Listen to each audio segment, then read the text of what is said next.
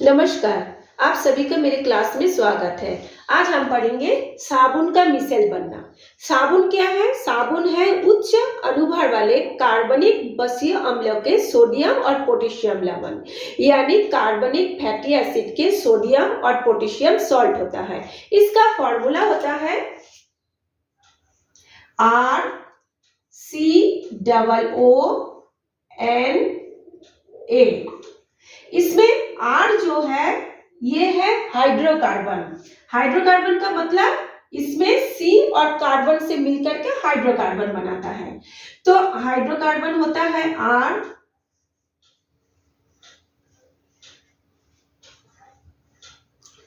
जिसका फॉर्मूला है C17H35।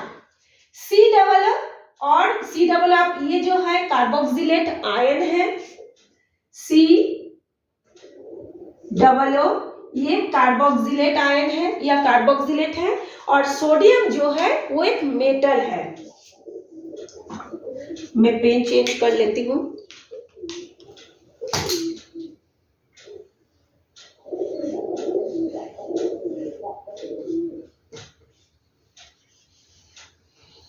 Carboxylate है और Na जो है वो सोडियम धातु है।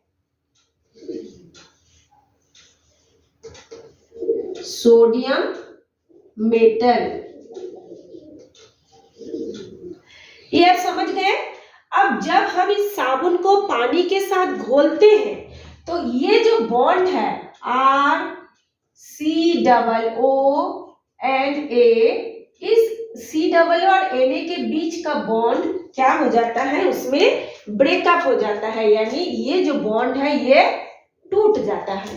तो टूटता कोई बॉन्ड यदि टूटता है, लवण टूटता है तो क्या बनेगा? वो आयन बनाता है। तो क्या आयन बनाएगा?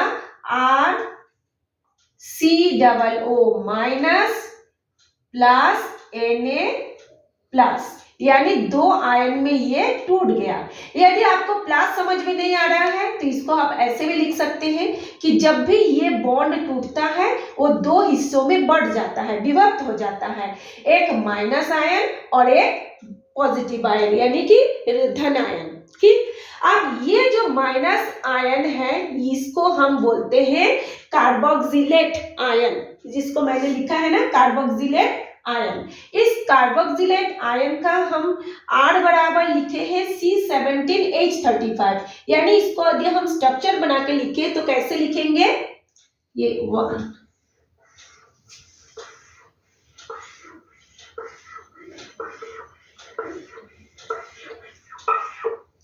इधर होता है CH3 और बाकी सब में होता है CH2।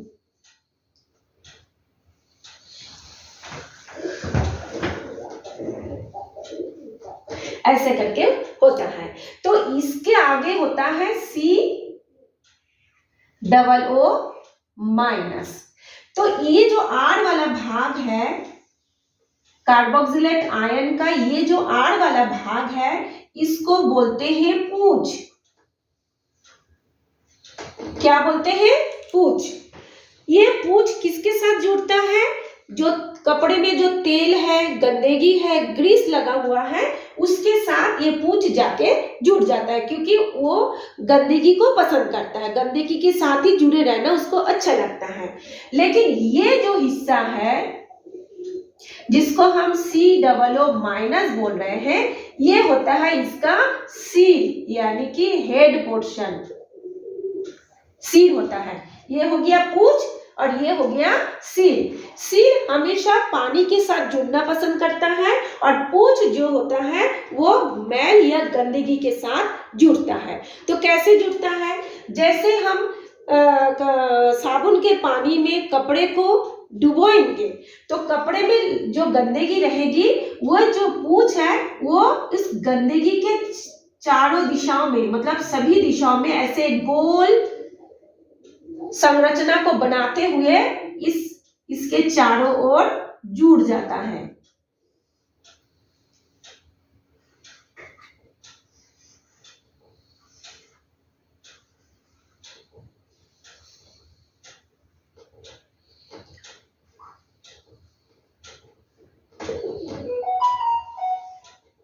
ये जुड़ गया। तो ये जो मैं इसको और क्लियर करके थोड़ा सा बता रही हूँ। जैसे ये हो गया आपका मैल या गंदगी, इसके चारों ओर ये जो पूंछ वाला हिस्सा है ये इसको चारों ओर से घेर लेता है।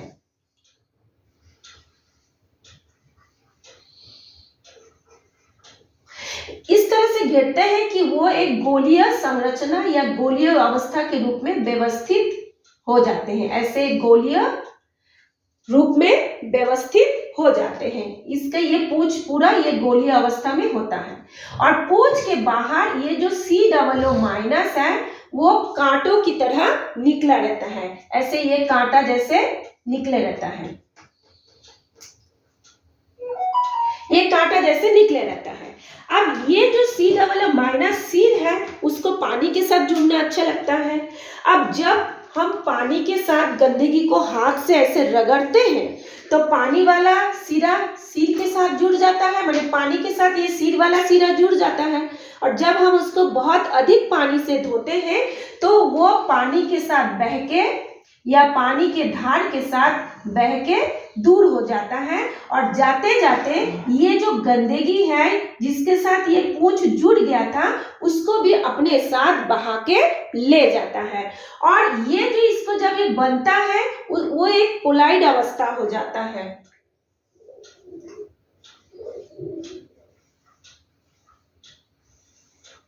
ये एक कोलाइड का रूप ले लेता है, कोलाइड अवस्था बनता है।